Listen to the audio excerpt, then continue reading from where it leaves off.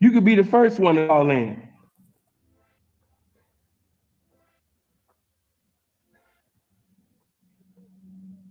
Why niggas talking about some, he's in here, P? I see him. That's why I said he could be the first one to call in. You know, I see that he in here. Blessings to Tommy, but he could call in. You on a man show with 600 saying another man with 3K. What is the number? I'm gonna give you the number right now. Hold on.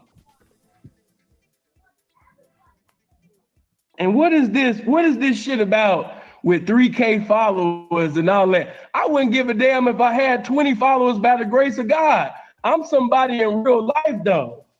The fuck? Please subscribe to TNJ Radio. That's the number. 702-800-9473. Don't nobody call me right now. Let Tommy be the first call. 702-800-9473. That's the number, Tommy. It's pinned right there. Don't nobody else call in.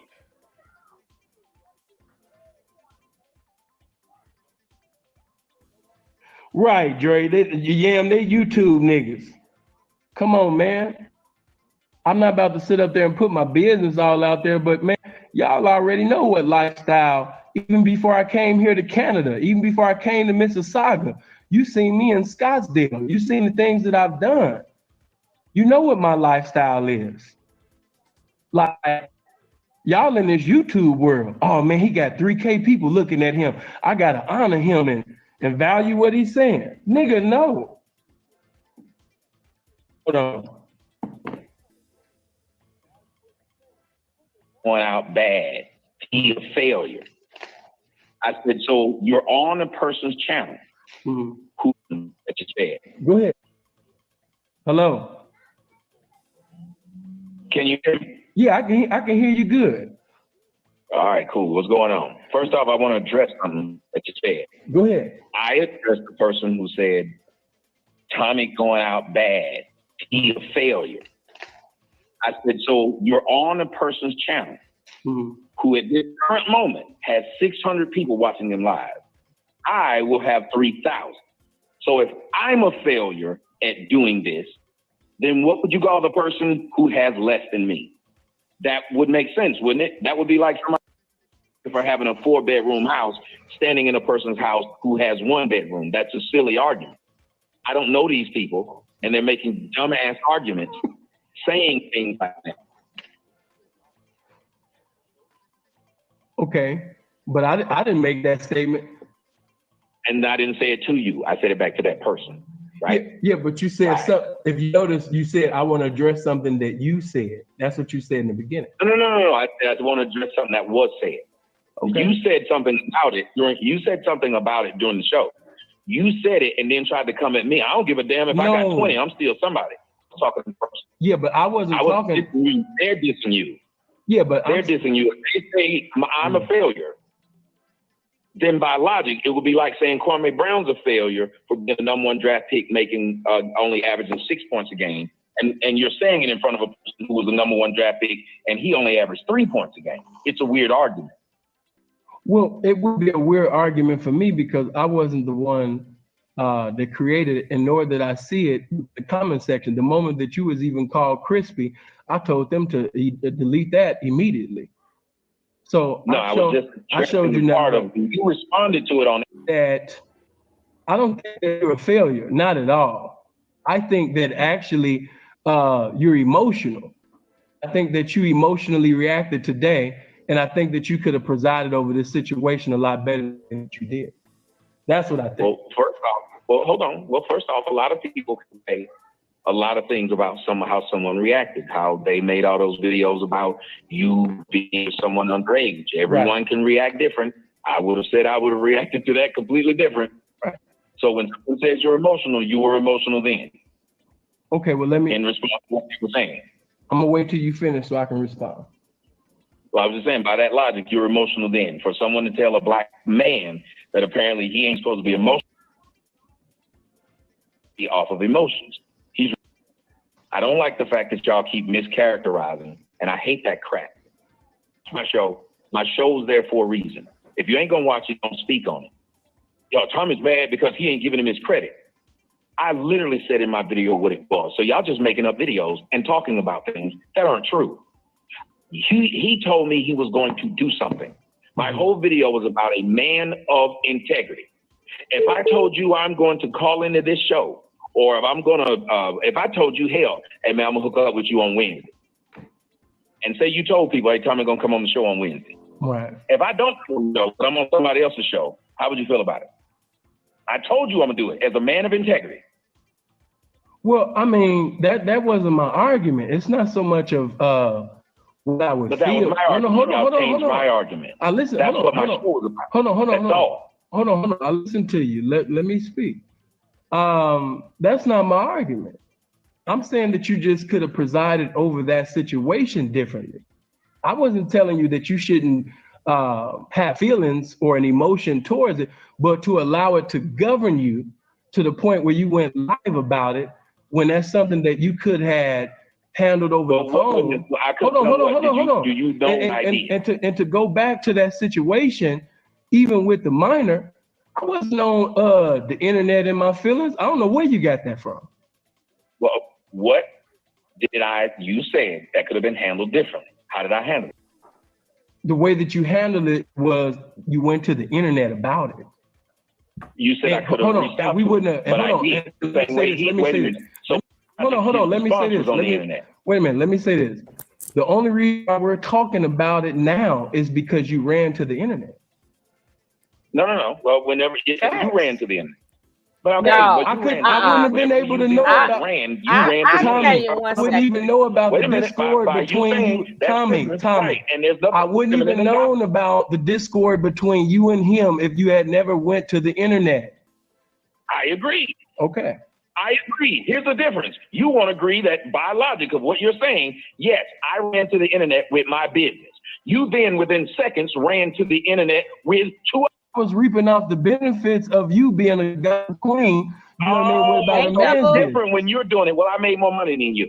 I'm talking about my own situation. Of course, you made more money about your situation. Exactly. It's your situation. Act like what you did was business and what I did wasn't. No, but see, but this is the thing. See, you're in a trick world. And your world, you know what I mean? It's the whole money thing. Nigga, I had money before I came to YouTube. I had money before I came to YouTube. I don't know why you're trying to sell something to me. But you're trying to bring something to me, but you was nothing in the streets in comparison to me. So we're two different guys. We two different on the internet and try to act like I was yes, you did. I don't know what you did. No, yes, you did. I just know you're up in Canada. No, I just know that you. You did. No, I just know that you sit up. Hold on. You don't know what I was. Hold on. I guarantee you come to these. Hold on. If I guarantee you this, I guarantee you that you wouldn't say this face to face. I guarantee you that you would have the same energy that you had when you got punched in your face at that motherfucking event. That's what I know. I know you wouldn't be hollering and screaming up in my face. I know that you comfortable in your little house, you know what I mean, saying what you said over the phone. But face to face, you wouldn't have that same energy. You would be just like an in-pocket bitch in my presence. That's what the fuck you would be. And we was face to face, you would be in pocket like the perfect little bottom bitch, the way that you was at Sonetta's event when you got your ass punched in the motherfucking mouth and you spoke in the language of silence. You humbled your motherfucking self. And not only did you do that, you didn't want to sit up there and fight. You sit up there and jumped on the motherfucking phone and called the police with your white clef. Someone please call 911 ass. That's what the fuck happened to you. So stop trying to talk to me like you a thug or you a gangster or you with the shit because you don't have one street bone in your trick ass body. You are a trick to me. You are a motherfucking enemy against your own goddamn message. You understand? You gonna talk all of that shit about black women and then sit up there and trick on the same motherfucking thoughts, you understand me, that you talk about. So sit your motherfucking ass down. And you want to speak on minors, Nigga, what motherfucking nigga sit up there and come in the room with a towel on, you understand me, in front of his fucking daughter? Nigga, you created a lot of the drama that even comes your fucking way. You understand me? So nigga, don't be sitting over here trying to sit up there and over scream me and over talk me. I sit up there and gave your motherfucking sissified ass a chance to sit up there and speak your peace of mind. But when you sit up there and went left field, now I gotta rebuke your motherfucking trick ass. Nigga, stop it. If we was face to face, you wouldn't be doing none of that. And you know that. Had to. But nigga, tried to sit up there and bring that slick shit and bring up the motherfucking case and all of that when you sitting up here taking towels off and shit, you know what I mean, in front of your daughter. Nigga, go live, nigga, you fucking YouTuber. You know what I mean? Nigga is a fucking YouTuber. You understand me? Went to the internet about the shit. That's what my argument was. It wasn't about, you know, the child shit. That just let me know that you was in your feelings. I like that.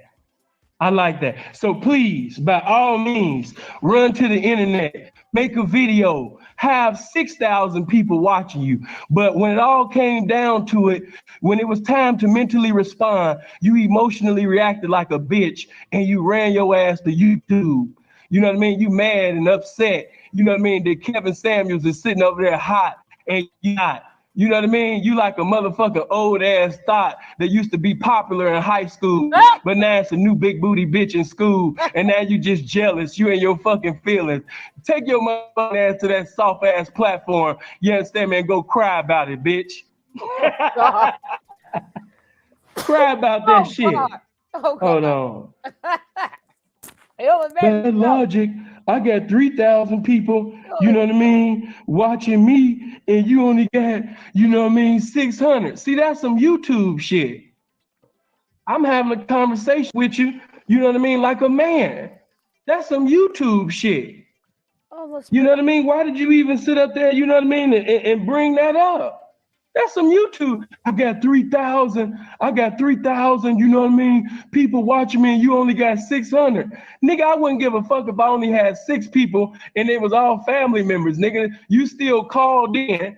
You understand me? You still went off, you know what I mean? Like a bitch basically that's mad because you ain't get your child support. They denied you child support. You came up in here crying. Oh, gosh. All right, man, let's go. Yeah, he about to make 500 videos.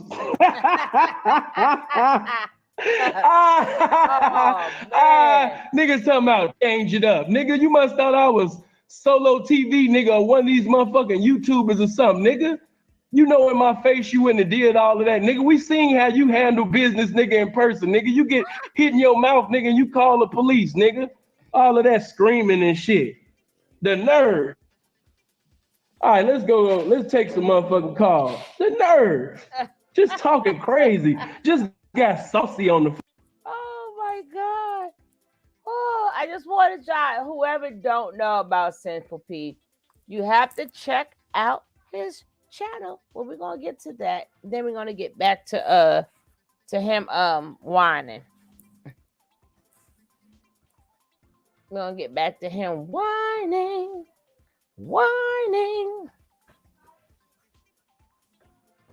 But I just want to show y'all a throwback real quick. Just want to show y'all a throwback.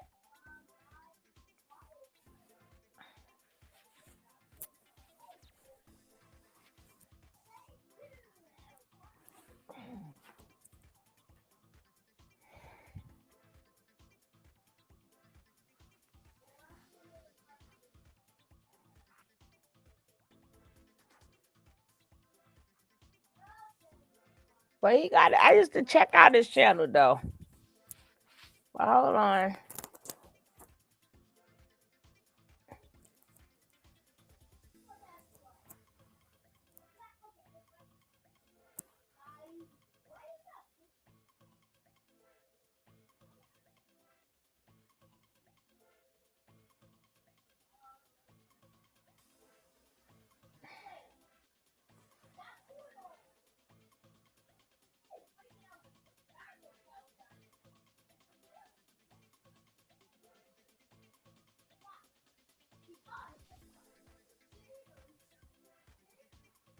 I tell you, the manosphere is taking hit after hit after hit.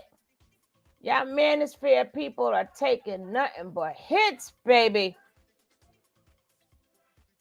One in jail, Kevin Samuels, the other guy, now this one, manosphere.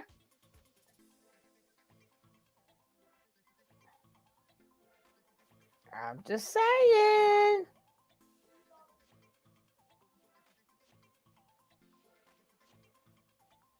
I'm just saying, there's a lot of things that's going on.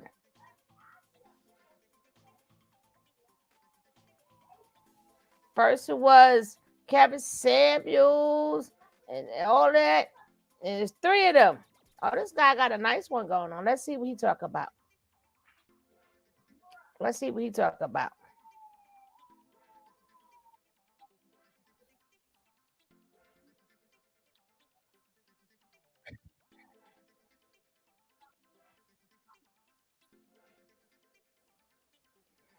Now, guys, anyway, I don't know if it's going to be said.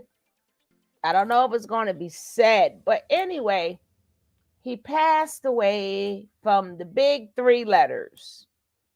The three big letters, as we know. He passed away from the three big letters. As you see, he started losing weight. As you see it in his face.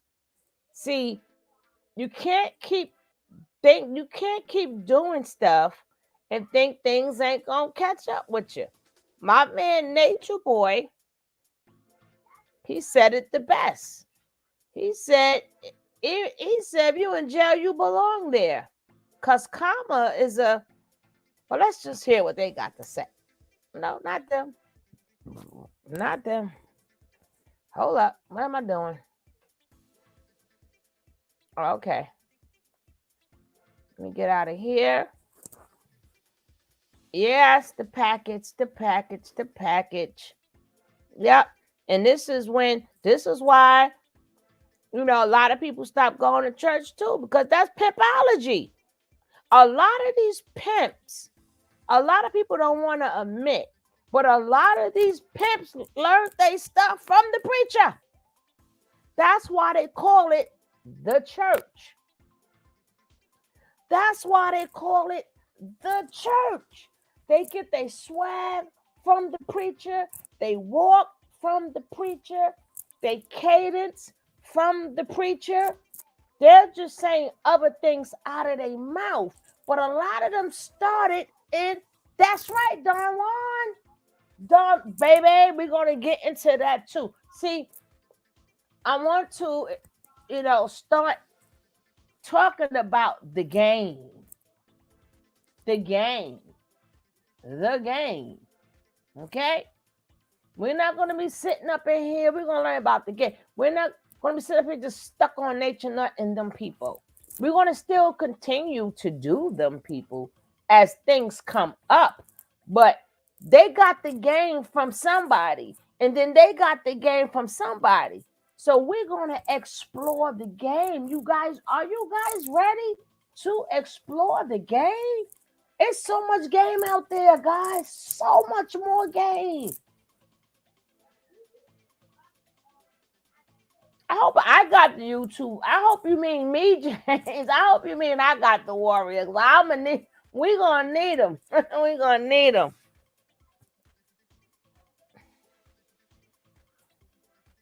Now, this is how he do his videos, right? If you ever check out Sinful P, this is how he do his videos. Suggested in the how YouTube does, where they'll, suggest videos, etc. But the thing about it, what I found so interesting about Simple P is that Simple P used to be a Christian minister. See? He started off as a Christian minister, and he has documented his entire. You see, I'm trying to tell you guys, but let's go. Entire life's journey on his YouTube channel. And he even talks about how the night that he got saved. And and about growing up in a very religious and strict household, growing up with under the, I We believe, love the green. apostolic holiness church movement. And I just found it to be very interesting that he ended up, and he explains it very succinctly, what got him into pimping. A lot of people were surprised that someone could go or would go from ministry to pimping. A lot But of them to be do that. You'd be perfectly amazed. honest, I would go as far as to say there's a very thin line between love and hate, and there's an even thinner line between ministry and pimping. Because the reality is, even when you look at some of these ministers, some of these modern preachers in the Black church, they pimp and fleece the sheep every Sunday, utilizing a false doctrine on tithing. Tithing was never, it was tithing.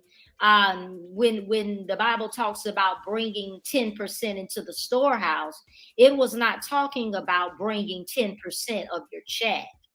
It was talking about bringing 10% of your crops, because there was getting ready to be a famine in the land, and those farmers and those individuals that had land that had received a big crop, there was a solicitation for those individuals to bring 10% of the harvest, the corn, the wheat, the barley, into the storehouse so that everybody could eat.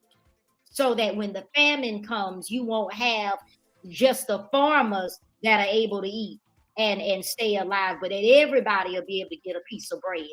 That's what tithing is about.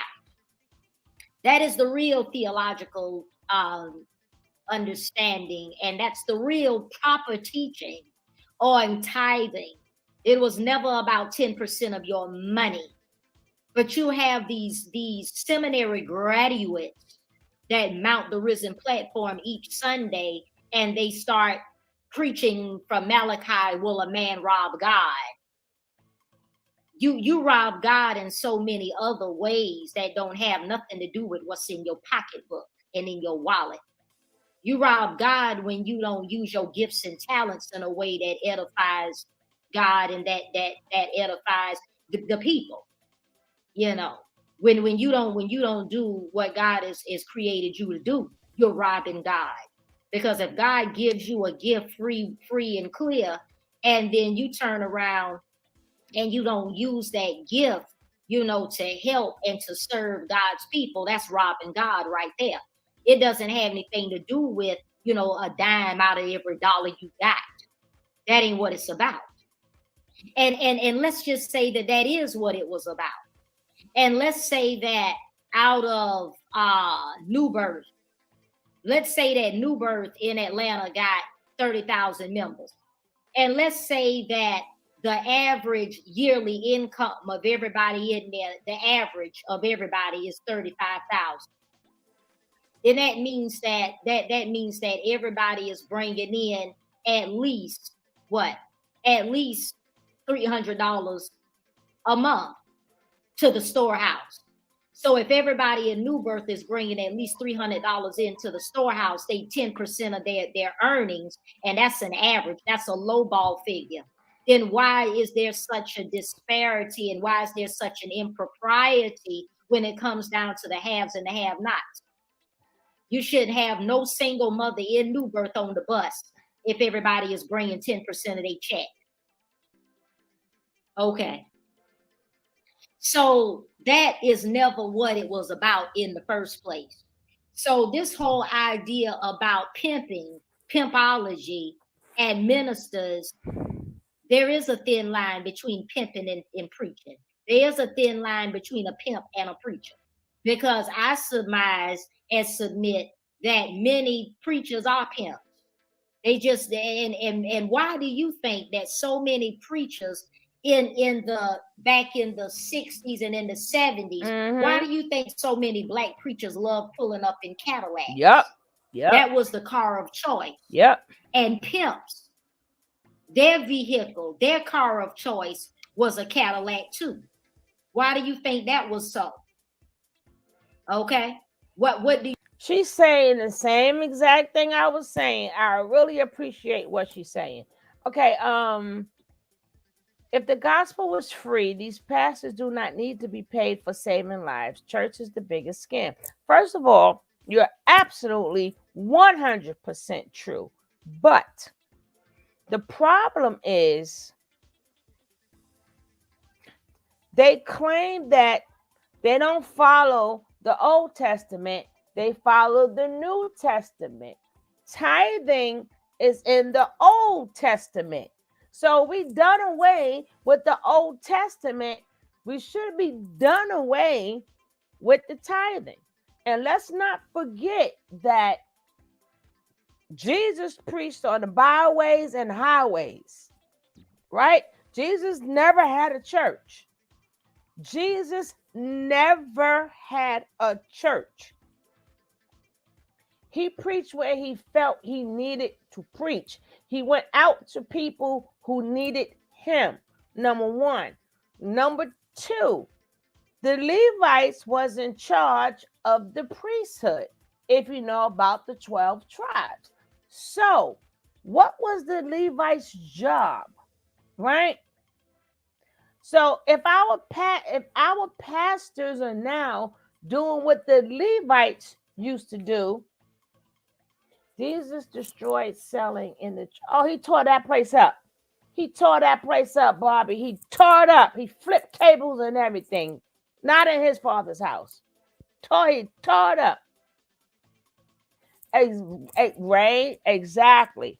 But tithing only came about because where the Levites was at,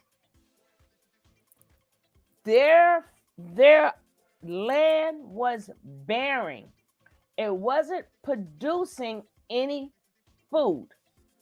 So he told the remaining 11 tribes, hey, you got to take care of each other, right? You got to take care of each other. So once a month, whatever, y'all bring them 1/10 of your crops so they can eat. And tithing also meant after they were finished, you give to the people who needs it. See, that's the part the church forgets. So if the pastors now took on the place of the Levite priests, because they're supposed to be priests, pastors, or whatever, they still all black, right? You're supposed to raise money for rent, electric bills, church programs, and a little salary. Most preachers had part-time jobs. Well, yes, and yes. But you also forget, James, back then, people used to meet in houses, right? In a person's house and had church. A church building is nothing but simply a building, not a church building. It's a building. Sometimes they met outside and they put a tent there. So if you wanted to, depending on where you're at, if you wanted to put it in a building, yes, you have to pay for the building, but that's not the church. That's not the church. They don't have to, the members. But if you want to support your church to keep the bills on, but see, the difference is back then you knew where your money went. These days, you don't know where your money went. There's no way the pastor got all of this and people is hungry in his church. And only thing you're going to tell me is I'm going to get a blessing. Well, there, when this blessing going to come? You must be the wrong pastor. You've been telling me this forever.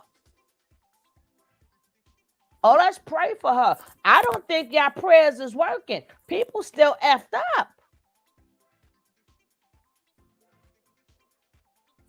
Yes, but not in the Bible. The Bible don't need no additions, no subtractions. The building fund is not in the...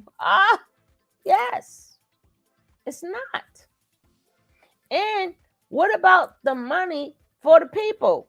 They supposed to feed the hungry people and people that's in need. They are supposed to be. This is their job description. Like if me and Barbie is not getting along, we are supposed to go to the Levites / what they're called now, the pastors. We are supposed to present why we're not getting along. It's their job to mediate. It's their job to keep peace in the land. They don't do that now. It's not their job to say, well, this is my church. That's your... No, their job is to keep peace. That's why God assigned them that job. None of them are doing what their job is supposed to do. And nobody wants to call them out on that. They'll talk about people instead of having posted. Then you post to go check on the elderly. You supposed to go check on the people that's sick. You supposed to pray over people. And it's not supposed to be just the pastor. Because we already know the pastor cannot be in more than one place at one time. So that's why he had the whole entire Levite do it. He had, listen, all of y'all go out and do this, right? So if you look at all the churches that's on our blocks as of now, what have they mediated? What have they made better? When have they stepped out? Because we knew, forget about the when they stepped out against oppression and stuff. I mean, just in-house. When have they fixed the in? They had the power to fix the in-house. It shouldn't be this one not liking that one. And it doesn't consist of just your church. People supposed to be able to, anybody should go to a pastor and say, hey, blah, blah, blah, blah, blah. Well, then let's talk about it.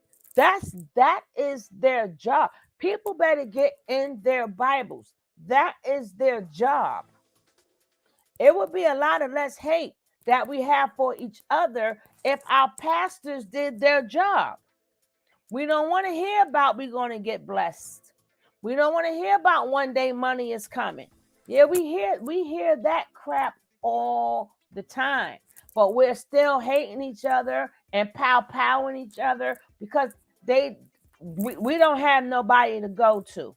And it was supposed to be the pastor, but he too busy pimping.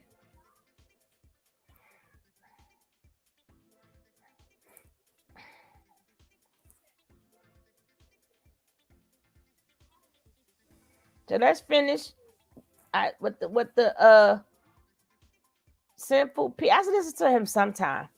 Some of his things was okay, but his life caught up with him. All of their lives are catching up with them. Their lives and their lies catching up with them.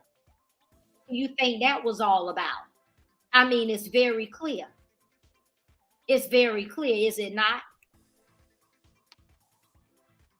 You know, is it not? And so what happens is Sinful P, he decides that he is going to go into the vocation of pimping, into the vocation of pimping. And every now and then on his page, he would talk about Christianity. Every now and then he would talk about church. He would talk about the Bible. He would talk about what's appropriate and what's inappropriate, and he would discuss scripture. Well, you know, in the Bible, it does say that cursings and blessings can't flow from the same mouth. And it also says that you can't put, you know, new wine in an old wineskin. Mm-hmm. It does say that. But what I want to talk about more intently is this whole idea of the manosphere, okay? The manosphere. Now, I was listening to Sinful P today, and I explicitly heard him say not to put him in that manosphere sector. Too late. Sector. Too late. And he said outright, explicitly, that he's not a part of the manosphere sector. That he's a part of the pimp sector. That he's not he's not in that manosphere thing. That he's part of the pimp sector. Well, the reality is with the manosphere movement and with the men that are in the manosphere movement, these passport brothers, men that appear to be exploiting women. Now let's talk about the exploitation of women for a second. I believe that when you're just looking at it from a non-emotional standpoint, let's take emotions out of it, and let's just look at it from a standpoint of what does it mean to exploit? Exploit means to take advantage of someone vulnerable. Exploit means to take advantage of something or someone, person, place, thing, institution, etc. that is vulnerable. Case in point, if there is a big protest, a violent protest going on downtown on Rodeo Drive, let's say that a big old violent protest breaks out on Rodeo Drive in Los Angeles and Beverly Hills, right? And let's say that there's people out there throwing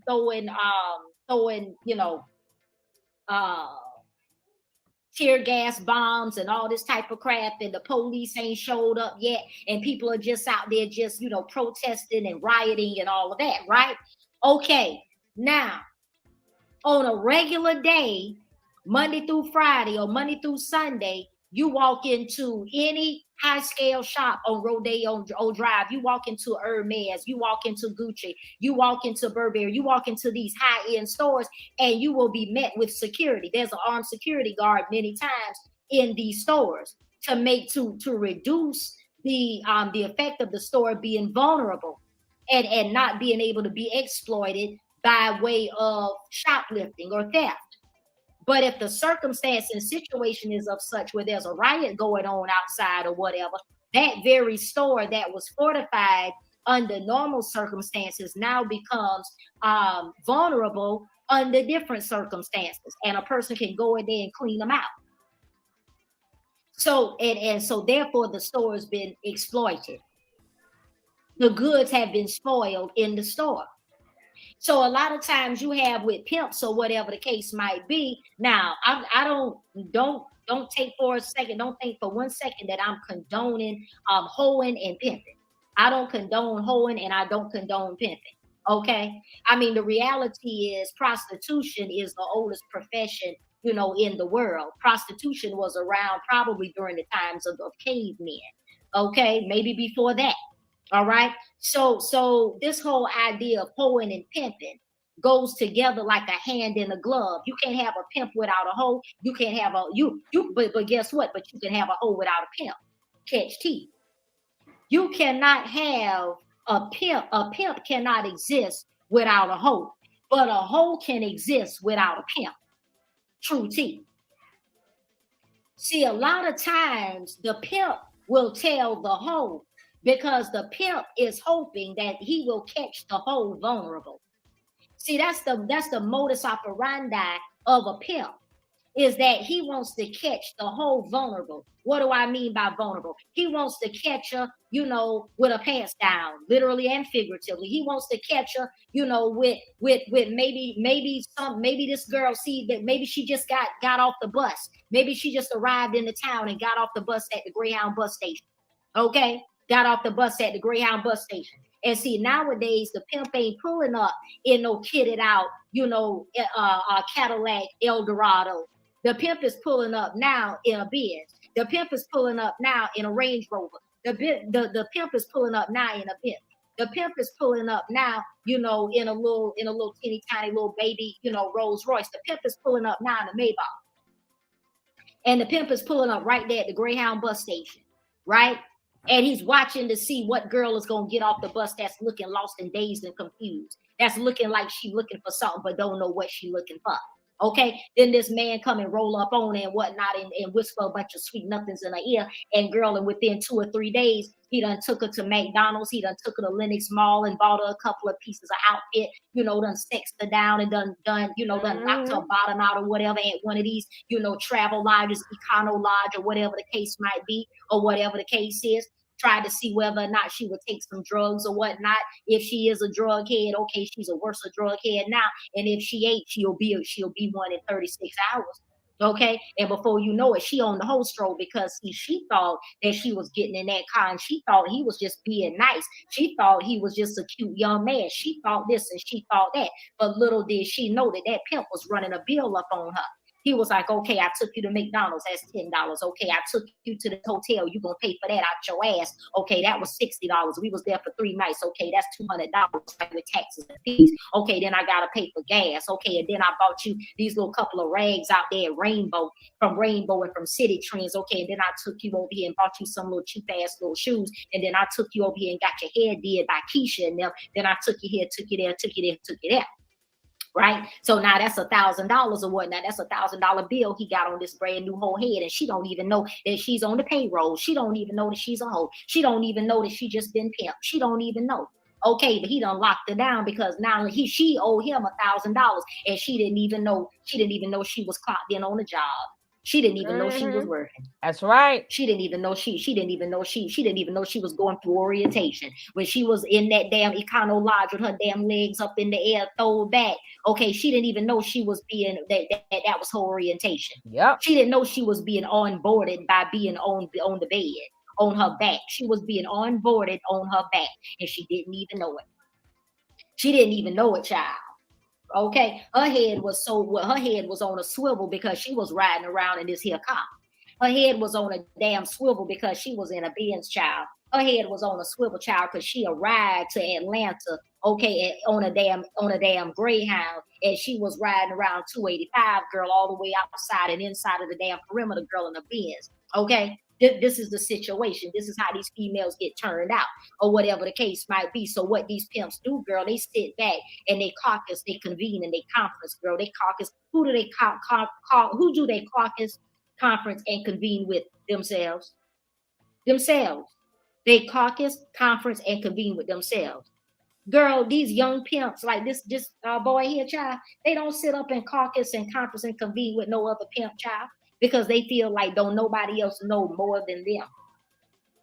They don't feel that anybody else knows more than them. They feel like they are the most progressive, most forward-thinking pimp out there. And they feel like can't nobody else add to their game. Yeah. And they feel like they don't have time to sit up and tutor nobody. They feel like there's nobody on their level. And they feel like that everybody that they're going to come into contact with is beneath them. And they don't have time to be trying to bring nobody along on no damn tutorial. Okay. And they always out there looking for their next mark. Child. Okay. See, Sweet Daddy Williams is not the pimp. Child, we're not talking about Sweet Daddy Williams pulling up in front of Cabrini Green, child, in Chicago. Okay, waiting on whoever to come downstairs. Okay, We ain't talking about Sweet Daddy Williams with no 30 different fur coats and 2 or 3 Cadillacs and a whole bunch of hoes on the holstro, with 2 or 3 bodyguards and whatnot, with all these diamonds and this, that, and the other thing. That ain't what it is. That ain't what it is no more. See, these a lot of these girls out here, see, they think they don't even understand what a pimp is. That's why they get turned out whenever they get to cities like Atlanta, when they get to cities like Los Angeles, when they get to cities like Chicago, when they get to cities like Baltimore, when they get to cities like New York. Okay, they don't even know what it is. They don't even know what a pimp is. They don't know how to spot a pimp. They don't know the language of a pimp. They don't know the look of a pimp. They don't know nothing about a pimp. They don't know pimp ways. Okay. See, this is what I'm saying, and that's how they end up getting pimped out. This is how they end up getting pimped out, because they think that a pimp is walking around in December with a purple fur coat on and driving a purple Cadillac and walking around with a damn stick, okay, with gold teeth. Girl, this ain't Dolomite. The Dolomite girl ain't gonna pull up at the Greyhound and pick you up and put you on the holstro. It ain't Dolomite, girl. It's man and quay and all of that, and slick talking niggas, whatever. So what ends up happening is this young man here decides that he no longer wants to preach, as it were, full time.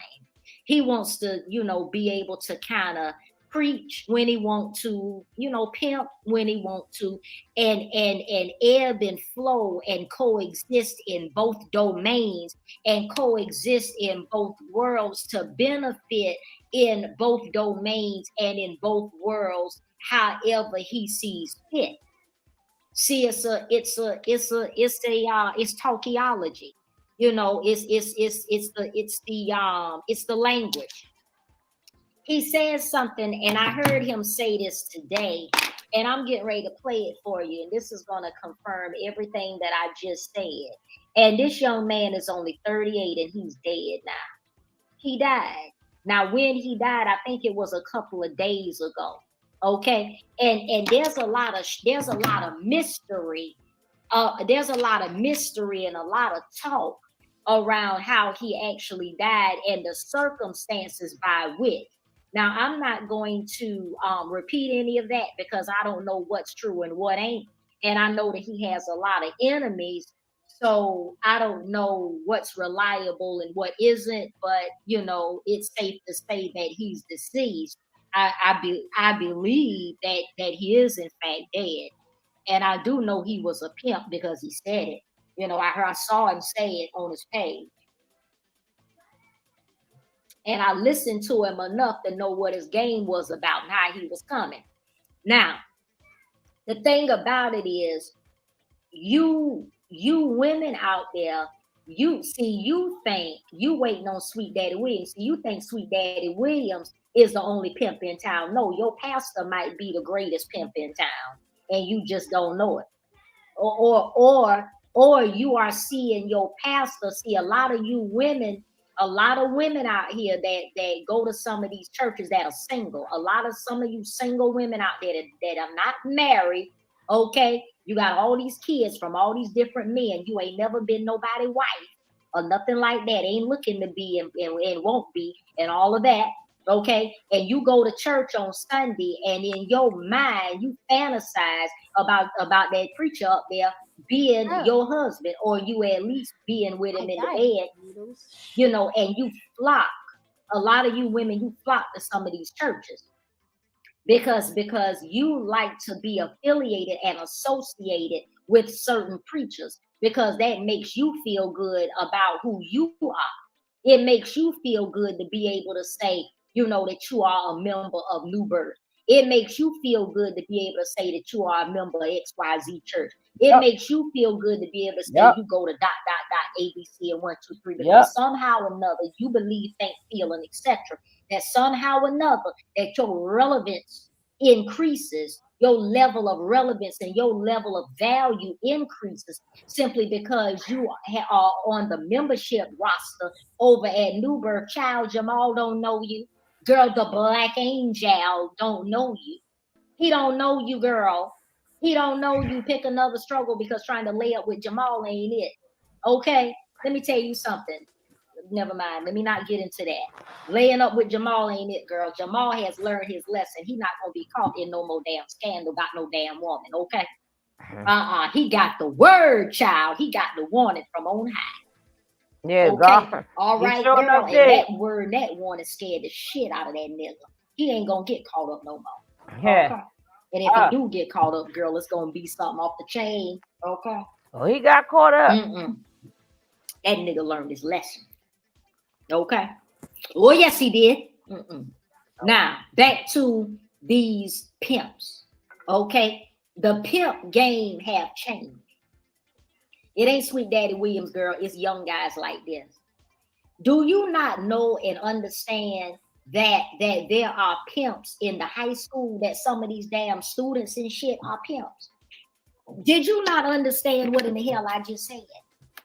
I said the pimp game has extended to your school situation.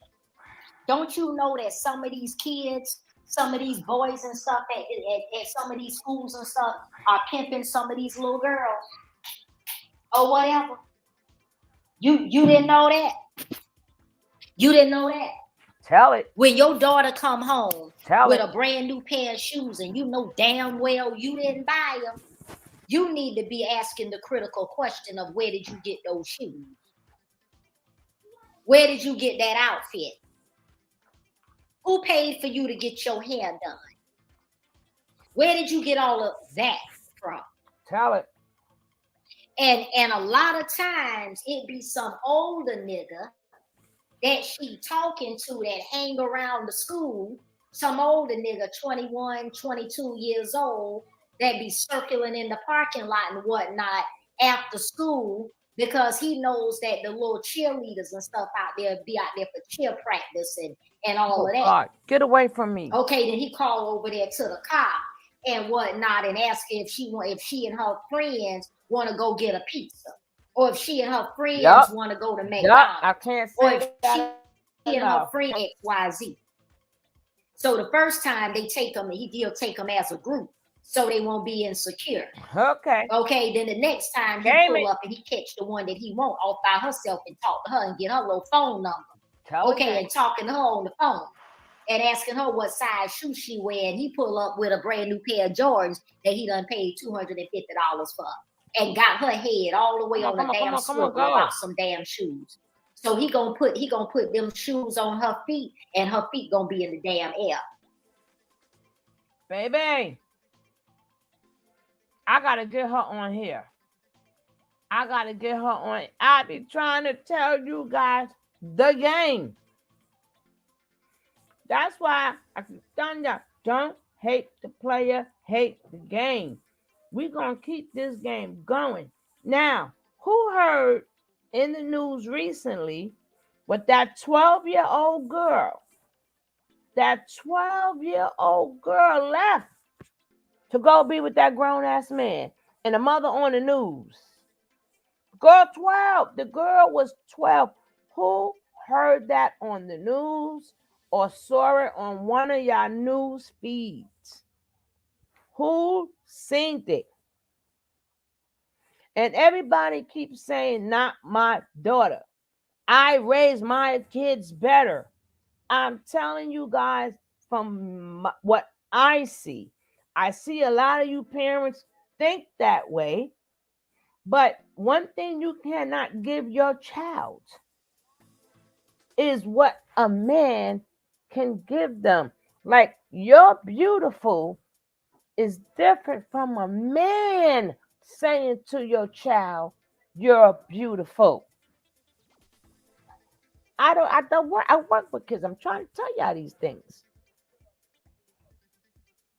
It's different.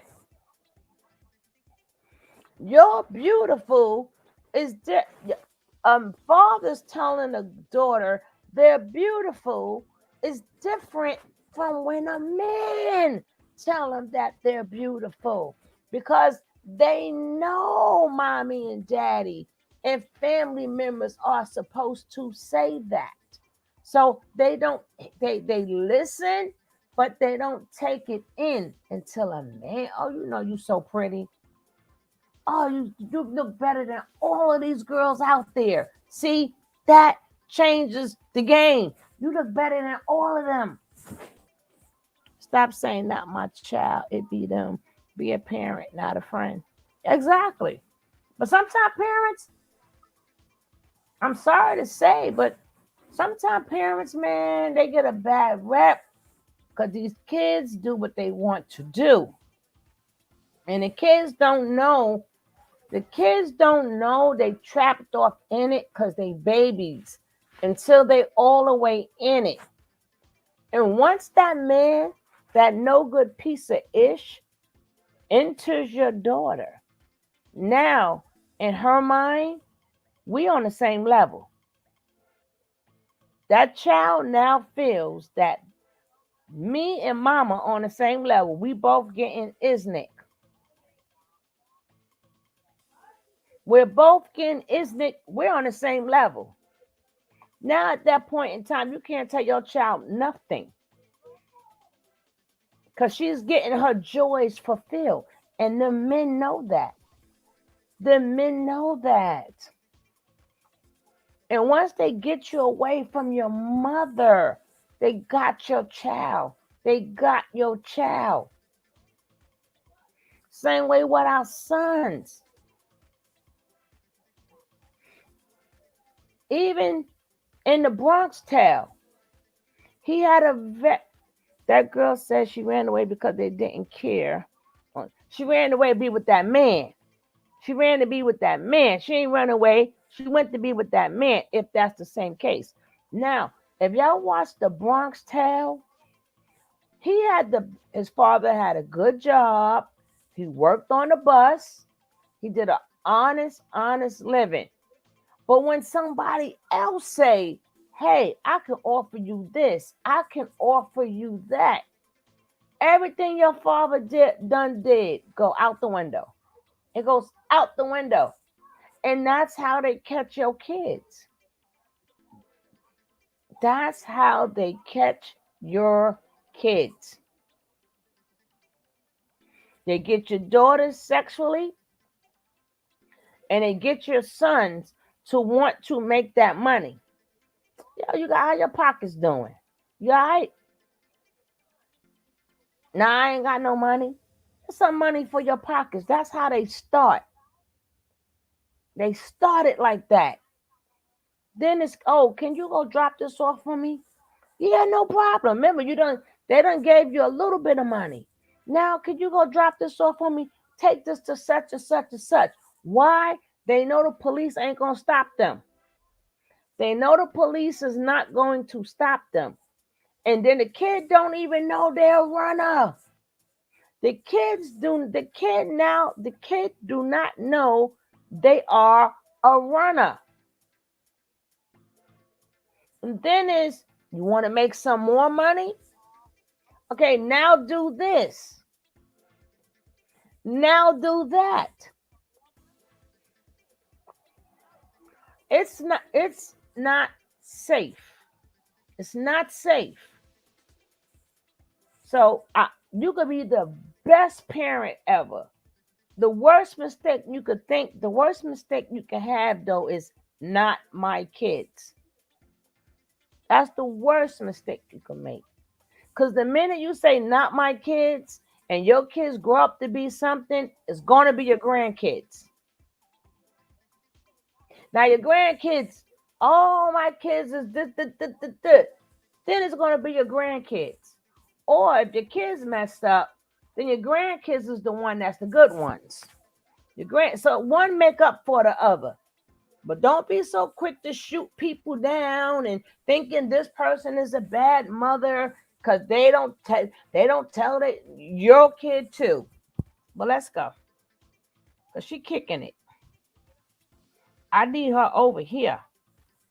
Her legs gonna be up in the damn air, and it might be, and she might be laying up in that damn bed with him and one of his friends, and they probably gonna be running a train on your little daughter, on your little Girl Scout, okay, on your little junior missionary, literally and figuratively.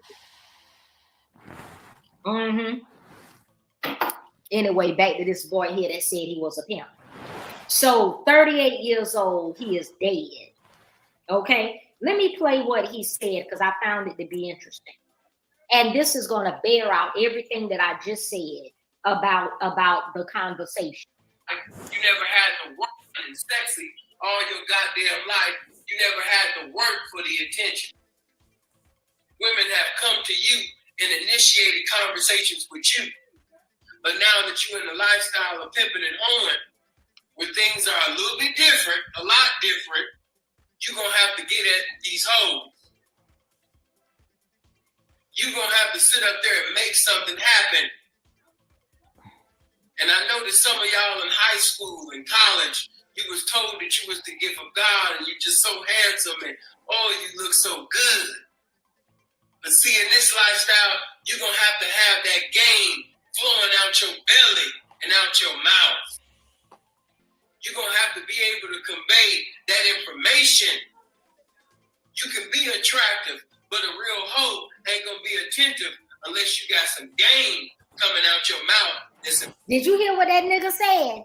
He said you can be attractive, but a hoe, you ain't going to maintain her attention unless you can talk the talk. Unless you got game flowing out of your mouth. This is what he's saying. The conversation element. The conversation element, girl. Formative. And she not going to think that it's imperative to get out of pocket with you because you have not said anything that commands attention. You don't have that aura about you. Game brings magnetism. The reason why I'm in this empty-ass room, even at 10:34, and some of y'all, it's 1 and 2 in the morning where you at, but you watching a nigga in an empty-ass room talk shit because this game got magnetism. It makes you... Did you hear what he said? He said the game has magnetism. The game has magnetism. So he's talking about the pimp game. He's talking about the script. He's talking about the dialogue. He's talking about, he's giving out the playbook, the manual. He's speaking from the pimp guidepost, the guide manual, girl, about how this is done. Gravitate to, even in an empty-ass room with no bitches shaking their ass, me not counting no money, you still watching my motherfucking ass in the chair talk shit in an empty room simply because this game is just that motherfucking power. And once you get this game and you digest this in your spirit, them women gonna gravitate. You gotta. Do you hear how he's mixing up theological lingo about having this down in your spirit? You mean you gotta have the pimp game and the pimp script down in your shondo? Do you understand and see how he's mixing this thing up? That's what they do. Looking good ain't good enough. Looking good ain't good enough when it comes to this game. There's a lot of attractive guys that's bums in the lifestyle of pimping and home. There's a lot of guys that's not excelling and going to the next level because they depending on their appearance. And they should be depending on their intelligence. So basically what he's saying is that he utilizes the gift of gab, but not just the gift of gab, but informed gab. Being able to speak with a measure of intelligence and being able to speak to women in a way that's gonna impress them because they're gonna see him as being an intelligent brother. In other words, they're saying, okay, this is what this brother here is saying. What Sinful P is basically trying to say is that he believes that he himself is an attractive individual. He believes, thinks, and felt. He believed, thought, and felt that he was attractive physically. So he feels that, being attractive comes a dime a dozen. But what are you doing to enhance that, to bring it home to the point where women see you more than just a pretty face? What's gonna really, what's gonna really bring them in and hold them into you is the intellect. It's the power of your intellectual prowess. What are you talking about? Can you have good conversation? Or do you just look good only? Do you just look good only? Okay. See, this is it. But do you see the manipulation element though? Do you see the manipulation element? Because he even did a sermon. He did a sermon on his channel about the deception of LGBT, and about how the enemy was using the LGBT community to make abnormal appear normal, and to make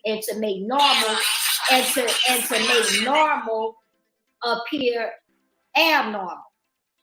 Hold on. You know what I mean? He's so funny, man. Saying stay roasting. But I'm very serious. The enemy is endeavoring to make Am I gonna, use her, to do make illegal transactions? Am I gonna put her out there on the boost and stroll? See, a lot of these pimps and stuff, they got different hoes for different assignments. See, every hoe and every prostitute, that these pimps pick up, that he don't put everybody out there on the hoe stroll. He got different women that have different jobs.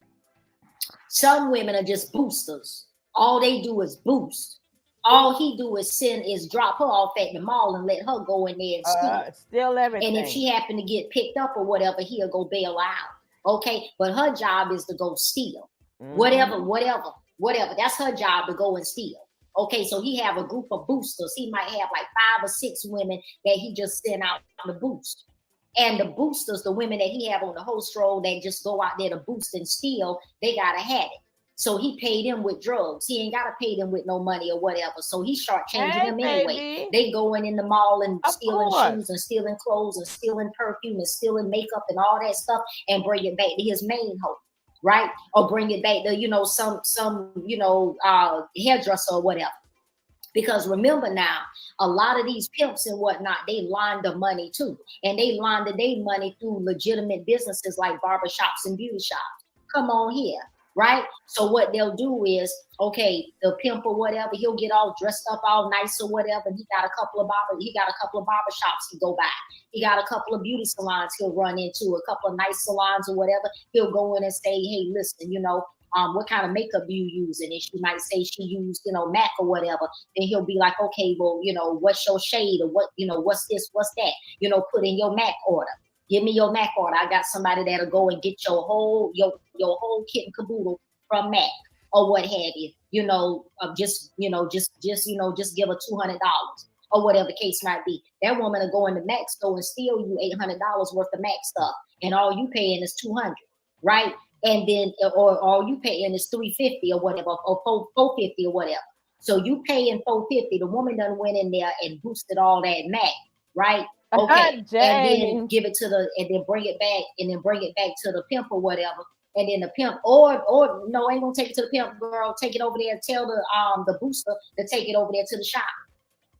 Take it over there to the shop, or have another girl to deliver it. Have some other girl that looked the part to deliver the makeup, right? And go ahead and give her the $400 or the $450 or whatever, bring it back to the pimp or whatever. And then the pimp would just give, the booster or whatever, a crack rock or something like that, or some weed or something like that. Just something to give her a fix until, the next day, right? I remember or whatever. Then he have other women and stuff like that he put on the host roll. Yep.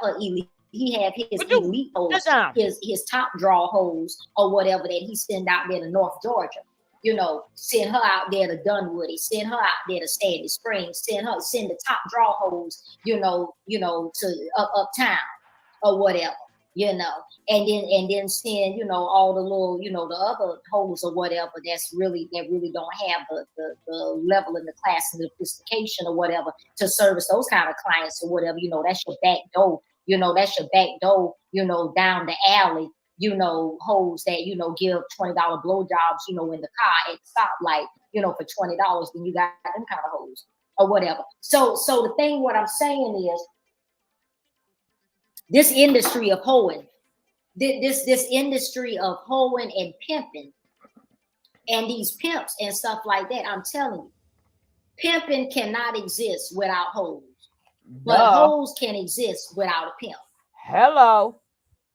I can't say that. But a lot of times these hoes be so broken internally, they're looking for validation and they're looking for somebody to co-sign on them. They're looking for somebody, they're looking for a place to belong.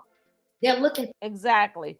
That if you ever watch Sinful P, that's how he does his videos. Even though she's speaking, but his videos is just like that.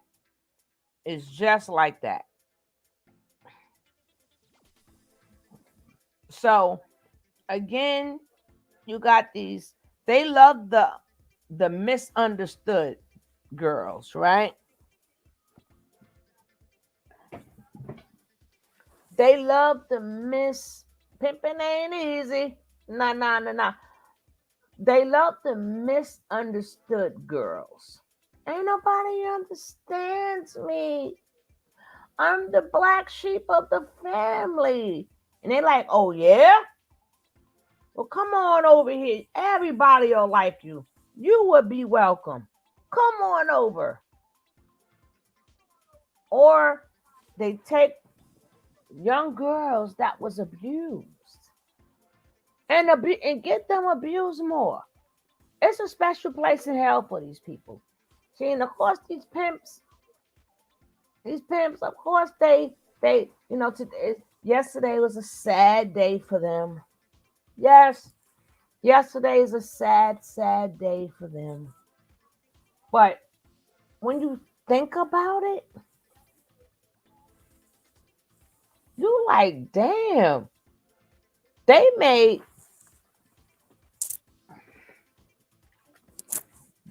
it worse.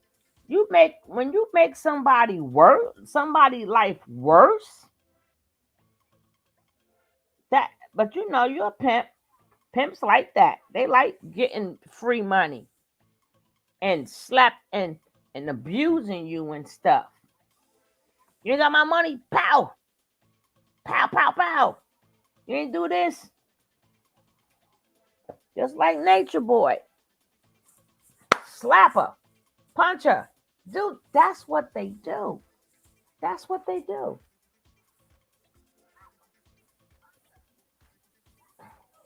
You turned a good girl bad, or you took a girl life who's already messed up. Like Aya, her life was already messed up. And messed it up even more. Messed it up even more. I'm telling you, we know the game ain't never going to end. Are you hearing? Oh, big pimping. I don't think about I'm old school. I'm thinking about the nice and smooth version. Anything goes when it comes to hoes, because pimping ain't easy. Pimping ain't easy. That's what I was. That go to show you what generation I'm in. That go to show you what generation I'm in. Was it a sad day because of what happened to Andrew Tate? Or both? Both. But Martin, both of them. They all crying. We got the big scam artists and the pimp artists. What are they to do?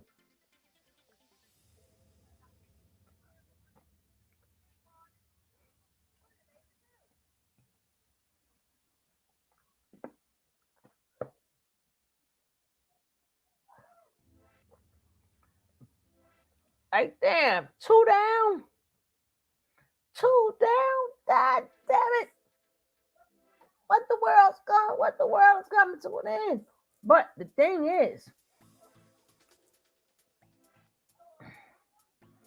oh girl, I can't get into who Andrew right now.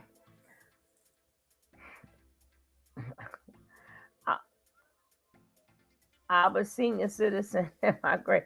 I can't get into who Andrew is right now, but I will. But I want to finish with Sinful P, then we'll get back to Andrew Tate. So you should be old enough to know nice and smooth, girl. Stop.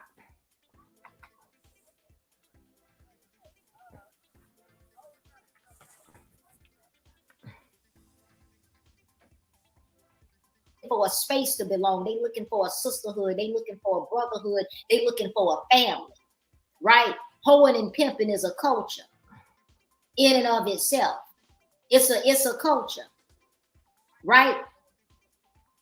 Just like when you have these gay houses and stuff.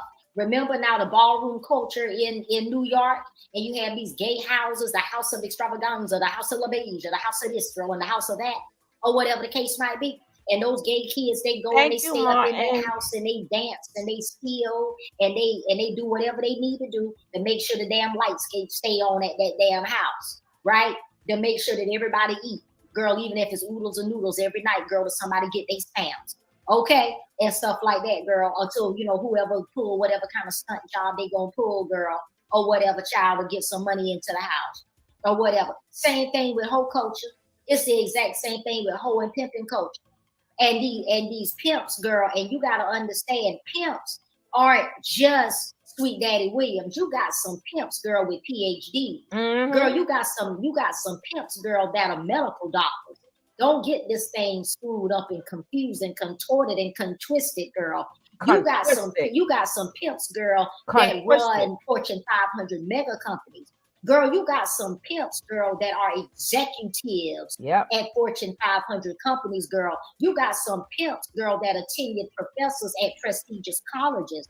Girl, you got some pimps, girl, that are deacons. Them the ones who have them special parties. The one she's talking about is the one who have them special parties. And hey, bring these girls over here. I'm calling for these girls. I got these men gonna be here. Can they do what they do? Yeah. How much? There you have it. She's 100% correct. And again, these are things we don't think about.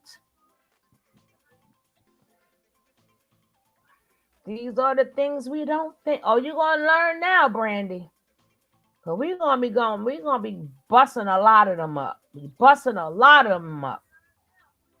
Over there at the Baptist church. Okay, girl, you got some pimps, girl, that are the director, okay, of city transportation. Girl, you got some pimps, honey, that are conductors on the railroad, child, that are engineers at Amtrak. Not necessarily Amtrak itself. I'm using that as an example. So Amtrak, don't trip, girl. I'm just saying, engineers on the railroad, not necessarily Amtrak. I don't know. I'm just using that as an example. Okay. So I withdraw my statement about Amtrak. Okay. So I'm saying, see, your next door neighbor might be a pimp for all you know. And then the other thing that you can't forget is that there's some women out here that run women and run hoes. There's some women out here, girl, that run women and that run hoes. And it's the same script, girl, different cast. It's the same damn script, but it's a different damn cast. And I'm going to tell you something. Women pimps are more dangerous and more treacherous than a damn man. Women pimps are more dangerous and more treacherous than a damn man pimp. Okay? Because women, first of all, women are smarter than men. Right, Mama D, exactly. First of all, women are smarter than men. That's no shade to my brothers, but I mean, it's the damn truth. Women are smarter than men. Women are very multidimensional and multifaceted in their thinking processes. Okay, and women understand the mental mechanics of other women, girl.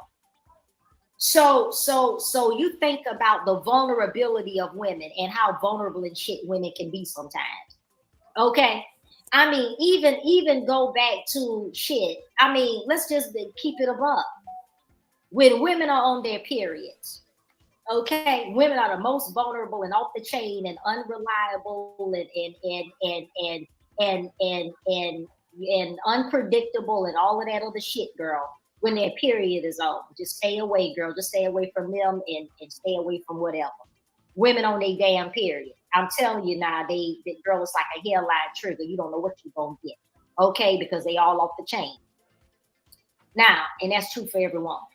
Now, the reality is, can you imagine? Here you are, you armed with this information because you a woman and you want to be a pimp.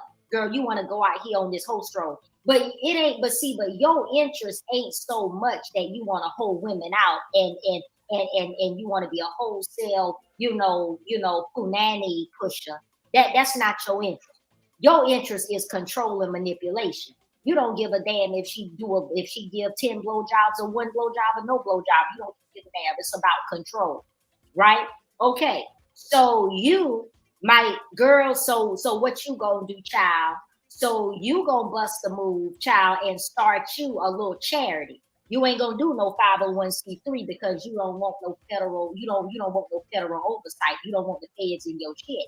But you gonna start a little charity, girl, and you gonna call it a damn ministry. You come on, listen. You gonna call it a ministry. I'm telling you what they do now, girl. You can either go and get off the damn pot with this one because I'm telling you what they have.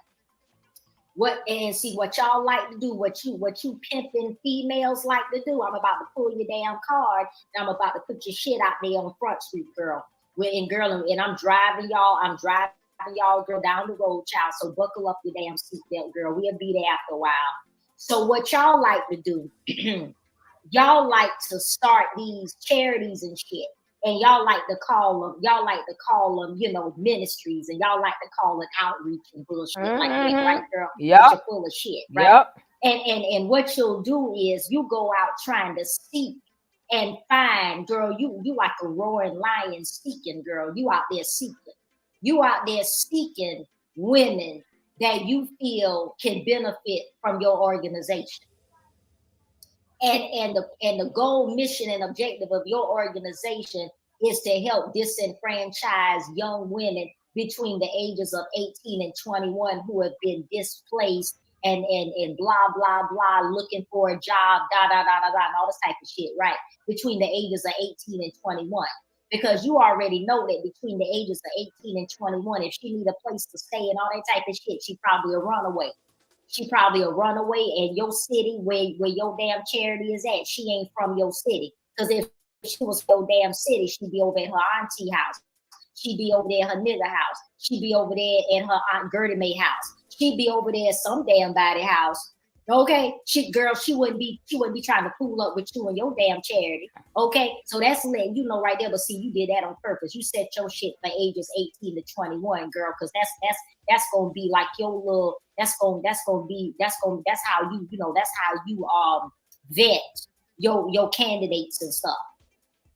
And then you have the audacity to call 211 and have your damn organization added to the 211 emergency hotline situation, girl. So when these girls be in distress and shit, and they go to the phone and they call 211, and United Way answer the damn phone, and them little girls start talking about what their troubles are and shit, then your organization is right there, girl. And they say, oh well, this is a crisis center, and you can call this crisis center, and there's a crisis a counselor that'll be waiting to answer the call, right? And then they call and all this type of shit. And they be crying and carrying on and right? So your ass is on the line and you vetting them, child. You like, okay, no, that is right true. I'm at the Waffle House with you. No, that is true. That part is true. I've seen it, Rain. I have seen it. That's why I was like, she hitting stuff on the head. It's a lot of fake programs that's out there.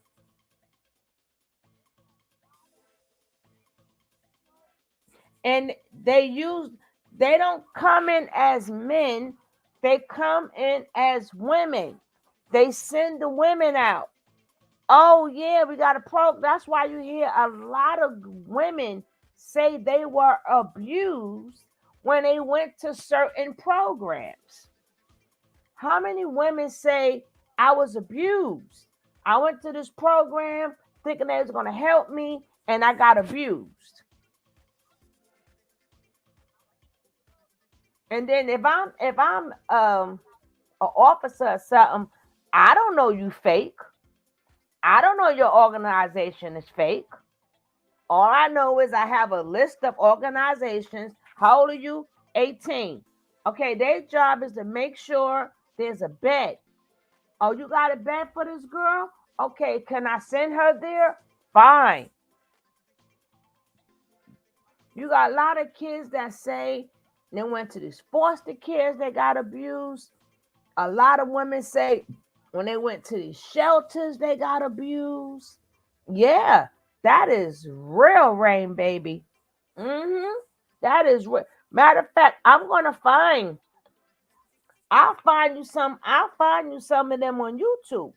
We'll cover that too. We could cover that. We'll cover that. I'll find you some, but in between that time, you can look on YouTube. You can look on YouTube too for that.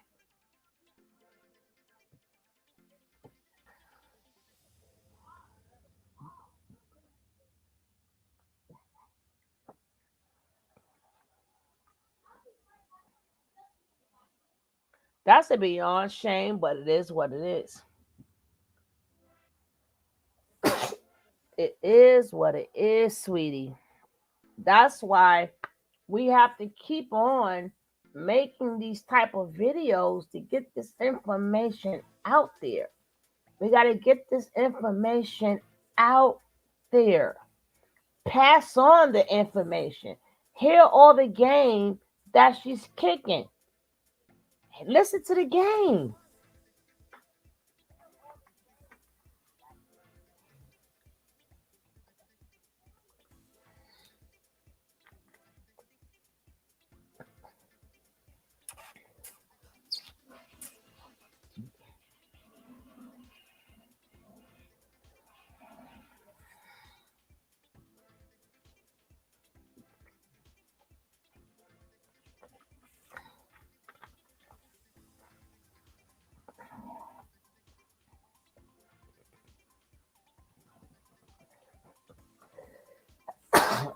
Oh, Lordy. Yeah, but this is why we got to keep the game going. We got to keep it going. Learn the game. These people are smart. These people are smart, and they know for a fact if they have a shelter or something, guess who's going to the shelter? Trouble girls. Girls that's not in trouble is not going to the shelter. Trouble girls are going to the shelter. I know a few women like my cousin, no name, never worked, have multiple male nerd friends, and they pay all their bills. Geeks who make a year, and some are average, but good skills at manipulating. Yeah. I want this lady on my show. I want her on my show. I want her to come on up.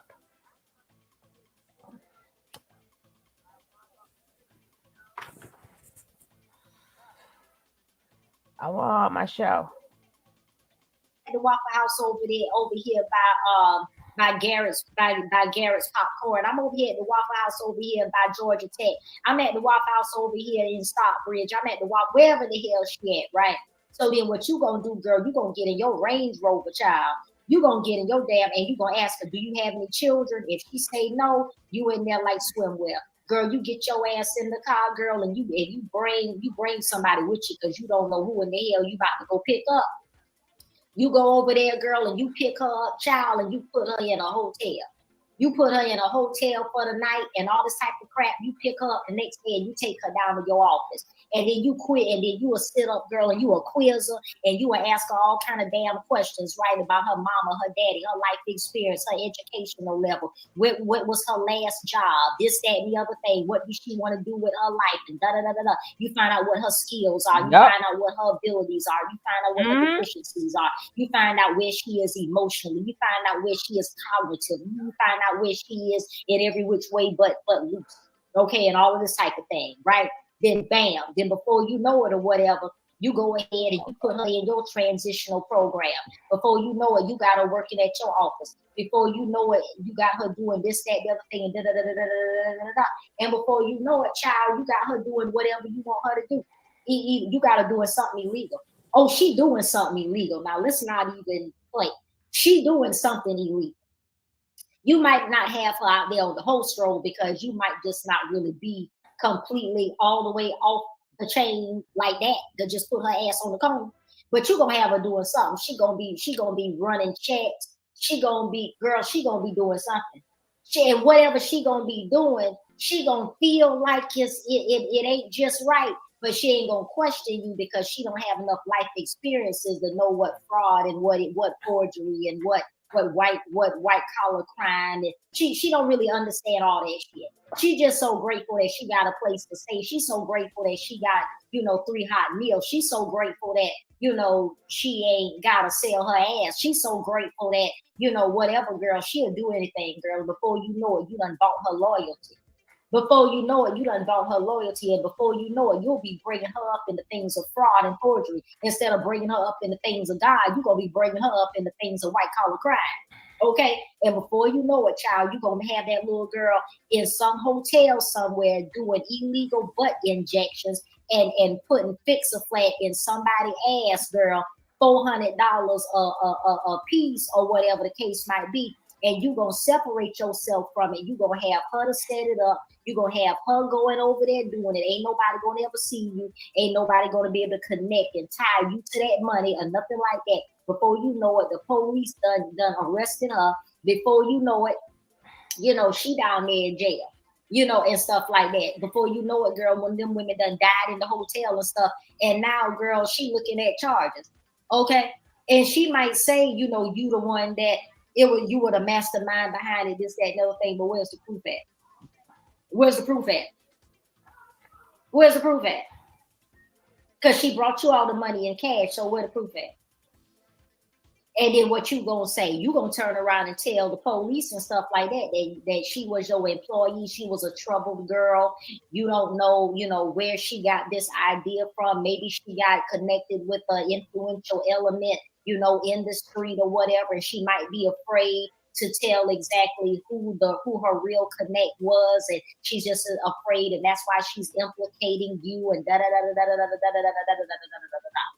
Girl, please. And then that little girl going to jail, and you doing whatever, and you walk to your next case, okay? And then now you scared now the fix-a-flat thing done got you scared, so you ain't putting all these butt injections in nobody's ass no more. Now you just got girls on the court. See what I'm saying? Now you just got girls on the corner and doing different little things. See, this is what I'm saying. Women are the worst. Women are the worst. Because you got a lot of young girls and stuff with mommy issues and stuff like that.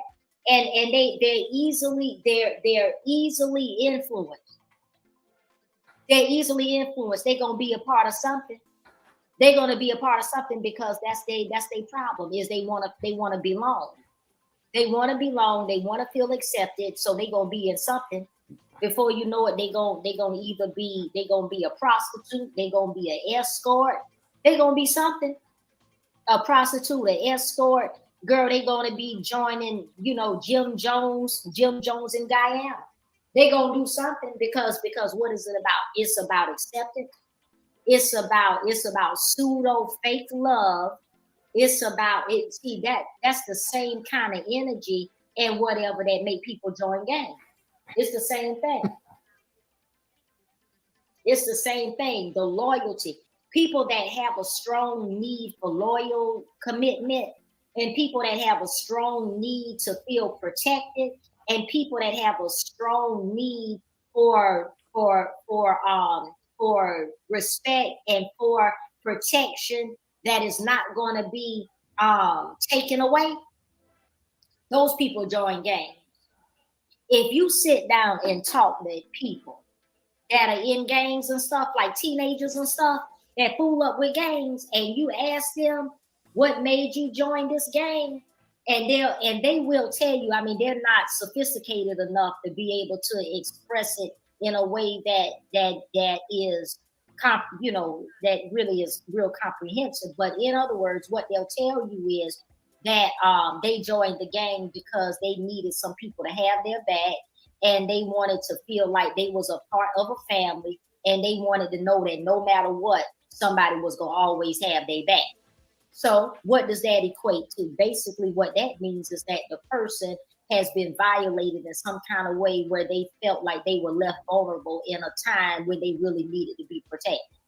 And they want to make sure that they are never in that space again. And they want to make sure that they're going to be protected and they're going to be supported. And if they're not, that there's going to be penalty, and that the person that fails to protect them is going to be penalized, even if it's with losing their own damn life.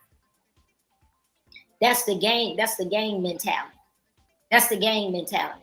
So all of it kind of runs neck and neck. When you look at gang culture and you look at pimping and hoeing and all of that, it overlaps. It overlaps and shit. And the church is right there overlapping right along with it. Gang culture, the church, pimping and hoeing. It all overlaps. Yep. It's like a Venn diagram. Like you know a Venn diagram, those three circles, then you draw the circle and they overlap and intertwine some type of how. Okay. Well, that's the church, that's gangs, and that's pimping and hoeing. Okay. It is. Because if you think about it, a lot of times people look at church as a gang. They look at church as a gang, and they look at their pastor as their gang leader. You know, or whatever the case might be. And it's some of these churches are so off the chain, some of these little smaller churches, some of these extreme groups, some of these extreme churches or whatever that's off the chain that got crazy leadership. They'll go as far to the point where that if you decide you want to leave XYZ church for whatever damn reason, they will ostracize you. And they will cut you off and stop talking to you and tell the members to stop talking to you. Yep. Now tell me how that's of God. Tell me how that's of God. Your ass will be disfellowshipped with the quickness. Tell me how that's of God. Because you choose to move on and go to another church. Suppose you get married. Suppose you a single woman and you get married and you go into your husband's church. Okay, so these people gonna just kick you to the curb because you're going with your husband. Okay, tell me how that's of God. Girl, the Bible that I be reading in, girl, says that when you get married, you and your husband become one. You know, I've always thought it was off the chain when I was little, and there was a couple in the church that I grew up in. That's why they like for you to marry in-house. That's why they like for you to marry in-house.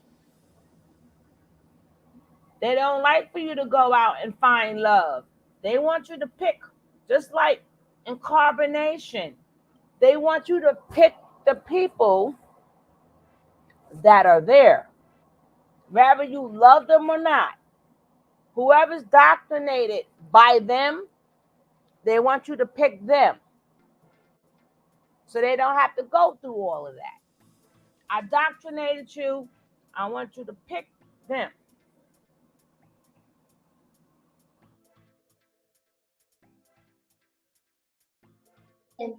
And the husband was a member of the church where I was, grew up in, right? But his wife was a member of another church in another city.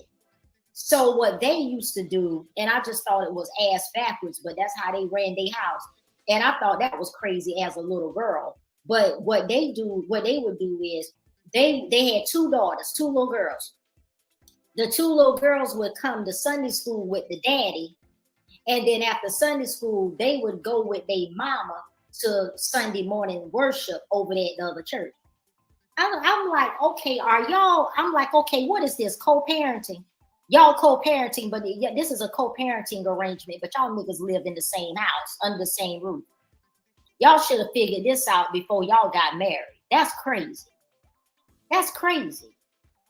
Somebody need to make a sacrifice. Either she need to leave her church and come over there, or you need to leave from over here and go your ass over there. But splitting these kids up, they go to Sunday school with you. That's crazy as hell. That's crazy. I mean, are you on Jenny Craig or are you on something else? Or are you on Jenny Craig? Is the monkey on your back? Girl, did you receive a package, girl, that the United States Postal Service did not deliver? I need to know. You see what I'm saying? And all of this here. But you know.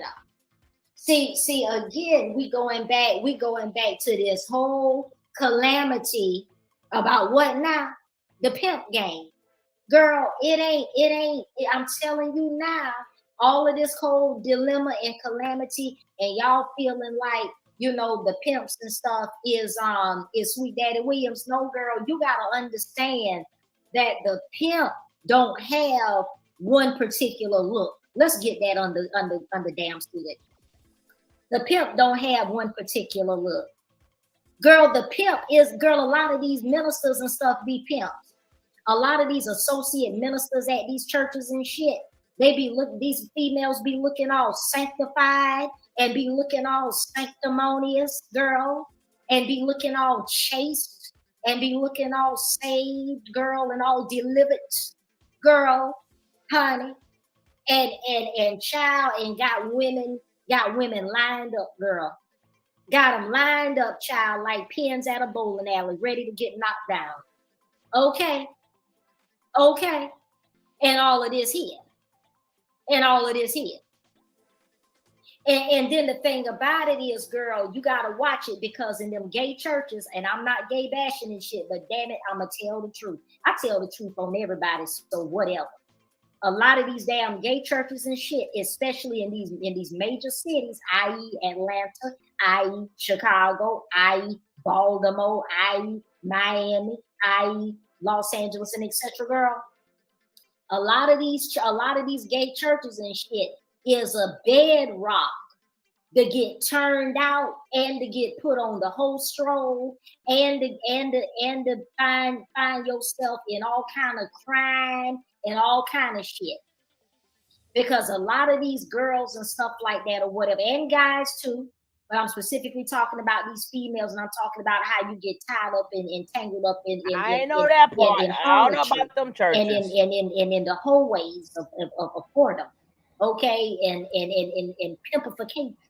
All right, is that you come to these cities like Atlanta and stuff, and you want you a quick dollar. You know, you love you looking at these girls, and they got their hair done, and they nails, and they this and all that, and you want that. You want to look like some of these girls that you're looking at, okay, and stuff like that. Then you go to one of these gay churches and shit, and then you see some of these girls in there. They your age, or some of them might be a little older or whatever, and one of them might find you attractive and stuff like that, and try to talk to you or whatever the case might be, and befriend you, and you tell her you like her hair, and then she tell you she do hair and she'll do your hair, girl, and before you know it, child, please. Before you know it, she got you tied up in some kind of fraud. Before you know it or whatever, girl, she got you running, buying food stamps or whatever, taking food stamps over to some gas station or something. And girl, please, before you know it, she got you, helping her at her tax office. And all y'all doing is a bunch of fraud. Okay? All y'all doing is Keisha and Crystal got 6 kids apiece. And Keisha and Crystal don't get no income, don't get no refund check, no tax refund check, because they don't work on no job. So Keisha and Crystal, girl, they bring in, this woman at this tax office, 2 or 3 of her social security numbers from 2 or 3 of her kids. And she's saying, well, here, girl, you can let somebody, claim, one of my kids or whatever on their taxes, girl, and just give me 500 or whatever, right? Okay.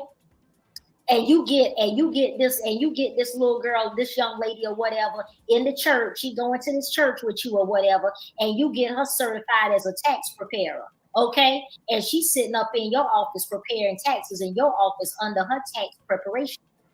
Hey, boss lady. Boss lady. Hello.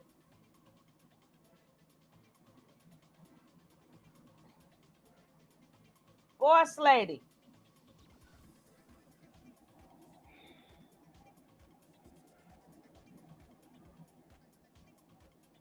Hello. Oh gosh.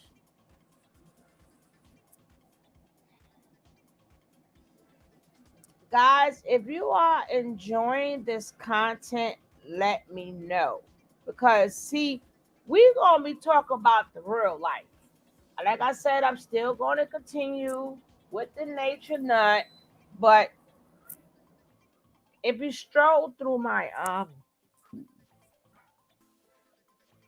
if you stroll through my thing, I try to cover the game. I try to cover the game. Hey, boss lady. Hey, Sugar Love. What's up, Sugar Love? How y'all doing out there? I am good, girl. But I Look. don't know if I'm good. My nose is stuffy. My Mhm. head hurt. I'm sneezing. I'm coughing. I don't know what to call it. I understand. I don't know. You know what? I was I almost don't about to know. feel like that. I got me some of that vitamin C, the Synergy, the C, that little drink you mix it with your water. Mhm. Something we have out here. It's called vitamin C Synergy, Mhm. they call it. I got it. I I got got me some that, of but them I got little it. spoons of honey at the Marshalls. I don't know if y'all have Marshalls, but they sell these little Yeah, I got spoon of Marshall. honey, little honey. I mean, I've been taking that little spoon of honey. That's been helping me a whole lot, honey. I've been I ain't. taking the honey too, but Mhm. my hours because it's like raining one day, nice one day. Like we just got a We've been freeze having out rain last week. all week, Now this all week, week. It's been raining. yeah, yeah, but we got the rain. Then it's cold. Then like it's nice today. It's playing. What did you see? Did you see other parts of New York? It was, no, one girl passed away in the Yeah, car. beautiful stuff. So, like I said, guys, if you are liking the more advanced the this content too, because it's all ties into each other. All I want you to see how all of this ties into each other. All of this ties into the nature nuts and the Mhm. into the this and And that's oh why I that had hurt. told you to. Right. That's why I told you to let me in because I was over here being nosy. You know how I do, all in them streets. And Mhm. I was listening at the pastor talking about how he swindled a woman out of $5,000, and then she came back and gave him another two. I was just listening to it. He's bragging about it right now. Him and another guy going back and forth about some girl, and I'm like, wow, this is exactly what she's talking about right now. That's why I keep telling you guys, are you over here? Oh, let's all give each other a hug. That's why I said we cannot hate the player. We gotta hate the game. And we gotta keep pushing the different people in the game. I'm not going to, yeah, we got the carbonation, but guess what? These games are worse. These are bigger. Like a lot of people say, like, who's Andrew Tate? But they know Nature Boy. And this man is way, way more manipulative and worse than Nature Boy. Hmm. Sinful P. Oh, I forgot to put the P in his name. Oh yeah, Sinful I P. used to watch Simple P a lot. I would, Yeah. Matter as of fact, I I used to started watch watching it. him when he first Matter, started just preaching. When he was regular preaching, he was yeah, really good. but remember we used to watch it too on the other one before the chick had my page thing. Yeah, We used to, and that's yeah. how I was telling them his videos are like that. It's just is that's how he does his video as he talks. Yeah, and now I gotta fix the man name. I put in sinful. Okay, go ahead, finish talking, boss lady. While I go ahead and Yeah, fix so that. what I want to say is, I heard the lady, she was saying about the high school pimps and the pimps don't have a car and this and that, and she is so on point. Mhm. I've been around a few, corners and this and that, and know a few things, and I've seen a few people, and a lot of them guys, they be in the car with their friends, but they all want to be pimps, so they all put on the persona like they all the same, one of them might be one, or one of them might have a few bras, whatever. But the other guys are just like tag-alongs or imitations or pretend, but these women will still flock to them and still try to, make them feel like they're whatever they're trying to be, just to fit Mm-hmm. in. People do it just to fit in. It'd be sad. It's sad to see. And then you know what? That's like even when I mean they always been a seller. Well, it depend on what generation you in. And my generation is when the crack came out. So the older guys would drive around to school, like she said, in a nice car, and you like, well, shoot, this ninja looked just like me. You were so glad to get out of school and go into that man's car. Like, oh, my man got a car. Like, look how my man dressed. You know, the next thing you know, you holding his drugs, and next thing you know, either he got you turned out or you're gonna be in jail right along with him.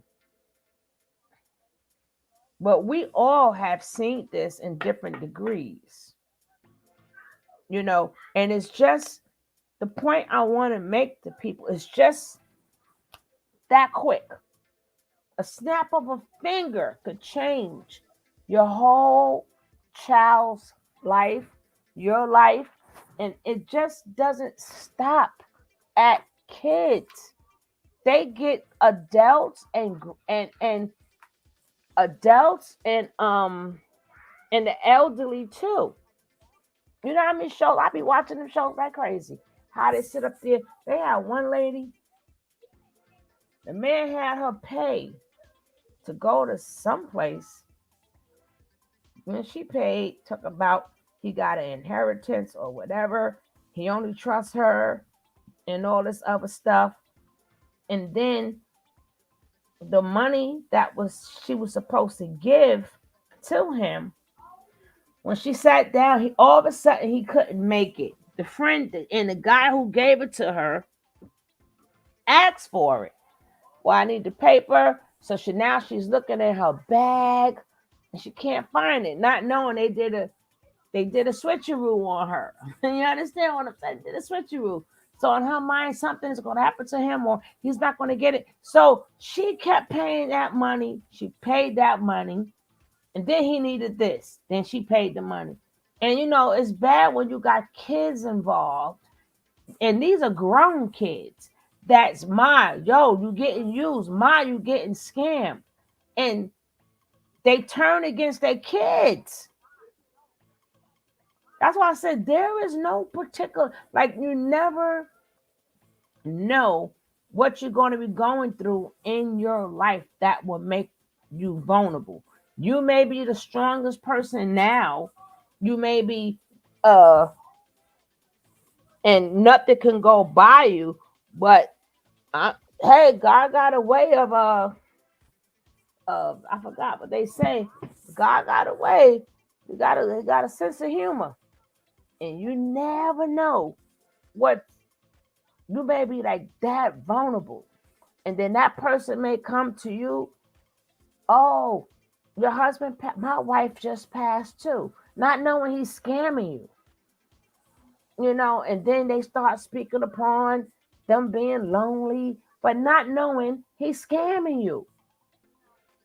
Oh, I was supposed to get um the insurance, but the insurance never came, and and they the mortgage is not paid, or well, and here go the woman, oh, I got it. Generation Alpha could be. You could have these women out there. Oh, you look good, daddy, for your age. You understand what I'm saying? Nobody never knows what they're going to be going through in life where you're going to be vulnerable. So you got to listen out for certain keywords. So if you do become vulnerable, if you hear a certain keyword, you be like, oh, God, homeboy trying to scam me. Because 10 or 20 years from now, you ain't going to be thinking about no scammers. 20 years from now, you think about no scammers. 30 years from now, you ain't thinking about no scammer. When you 60 years old, you ain't thinking about no scammer. You thinking about it now because you got all your P's and your Q's. But at that age, you ain't thinking about it. And they target them like a mofo. Nobody loves me. Especially when some women, they get older and they got to accept the fact that their face is not the same face that they see in the mirror. Like what they see in their head is different from what they see in the mirror. Then you got to realize, damn, I got old. you know, Sometimes it's hard facing yourself in the mirror. And then you got somebody going, you're beautiful. The same thing they told that teenager is the same thing they telling that elderly person.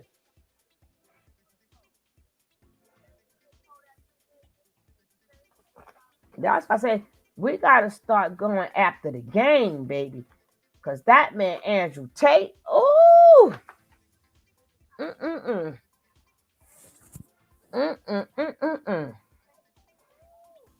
Now we all over here sick. Oh, yeah, James, they got them churches, baby. And they made their own pink Bible and everything. I'm like, well, hold up, wait. But we definitely have to start being careful, man. Too many people lost a lot of their family members to the streets or to drugs, man. Too many. Well, I know in my age bracket. In my age bracket. What you watching now, boss lady?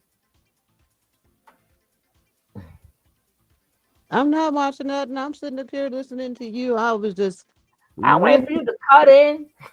well, I was having a visual of what you were saying. I was like, well, come on, cut. Yeah, I was all the way somewhere else. I was that made me when you was talking, it made me think about my baby daddy, how he was, a little bit older than me, and how Mm, I really look back down at the relationship at like, damn, he kind of was, a predator, sort of, kind of. now, right? Now that you think about Now it. that I Yeah. think about it, because Yeah. you were young then, you're like, oh, he likes me. You don't think about they older than you or whatever. Mm, And then, he didn't, I was still in school and everything like that. So I went to school and I was, I was a good girl and all that. But it's just a trip because he didn't want to get married and nothing. He wanted to play, I was just a play toy. It was just, mm, how would you want, why would you want to take my young years and play toy me around? mm-hmm. Yeah. Yeah. And I didn't even, hadn't even been really out and out. I was still living at home with my mama. And here you come. Mm-hmm. Mm-hmm. Crazy. And it happens to a lot of people, you know. And then, like my major thing is, people. I want people to know it can happen to you or your loved ones. We're worrying about Aya, FBI, Malaya, but no, we worried about them. What about your own home? What about your own home? Because And the day. I've been watched this played out. Right, it's just really crazy because the stuff he telling me is like I've been the past few years. I have a friend, and her and her husband, they was from the Bay Area. Had a nice little happy little family and stuff, and then drugs got involved and whatever. They have some daughters, and the daughters they always listen to the daddy, stay with the daddy. The young girl, she was a little young thing, about maybe 13, 14. But it was weird because he didn't sleep with the mama. He would sleep on the couch, and the girl would sleep on the couch with the daddy. And he overruled over her daughters over her. She finally moved out and moved with a woman. He still is in control of the daughter. Now he done went blind because of his health, Mm, and the daughters are still with him, and they out there doing street work and on the mm, internet and whatever, mm, all that. And mm. he made a way to push her out so that he could control his own daughters like that. Show it. Yeah, that's what I said. A day before any of them left, A day before any of them left, they family members did not think it was going to happen to them. Yeah. A day before, everything was regular. Now you wake up, your child is in a cold.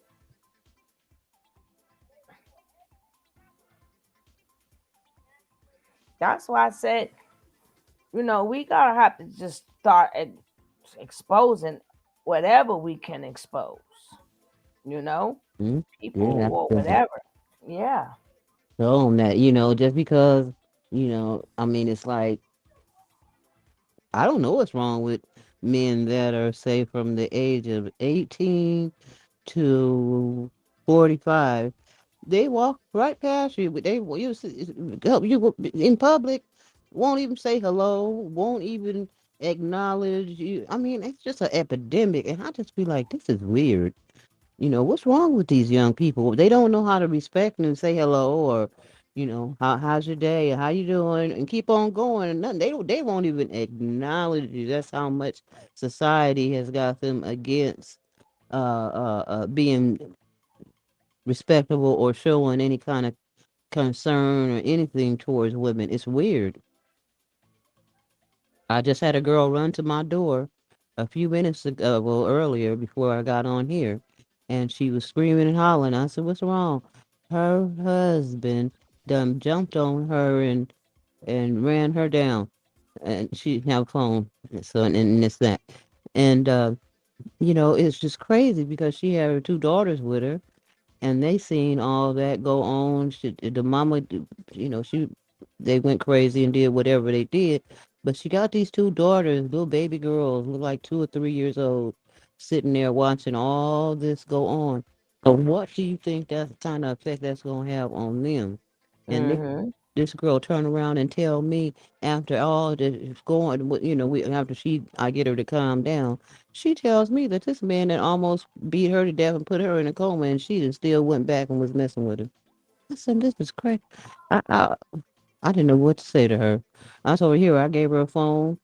I told her to call her mama, whoever she wanted to call, and I came on back in the house because, you know, sometimes these women, they know better. She knew that this guy was on probation for beating her and damn near killing her and putting her in a coma and whatnot.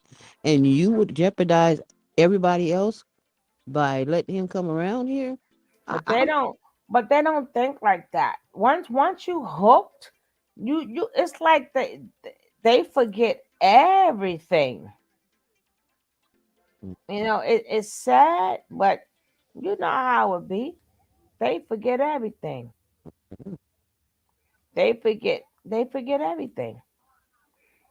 Same way these kids, they forgot their parents, they forgot their loved ones, they forgot their brothers, sisters, kids. forgot they fell.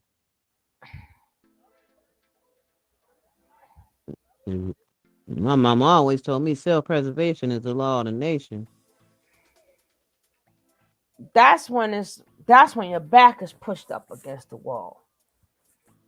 That's when your back is pushed up against the wall. But yeah, that is true. That is true. That is beyond true.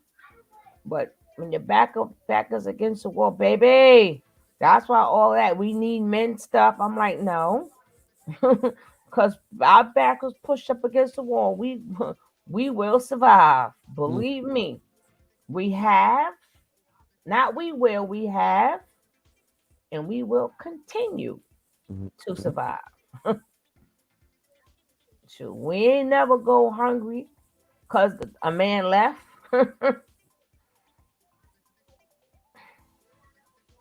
No, and I bet you one thing, they don't have like back in the day. My mom, I don't know what they was doing, but the mailman used to come at 5:30 in the morning. He would come with a bag of groceries and coffee and whiskey and all that kind of stuff, whatever they was in there doing. But the mailman used to cut the milkman. They would come and they would be so friendly. They was a gentleman. Shit, not now. These guys, they go to work and act like it was too much for them to do, and then come home and think that you're supposed to cater to them. Mhm.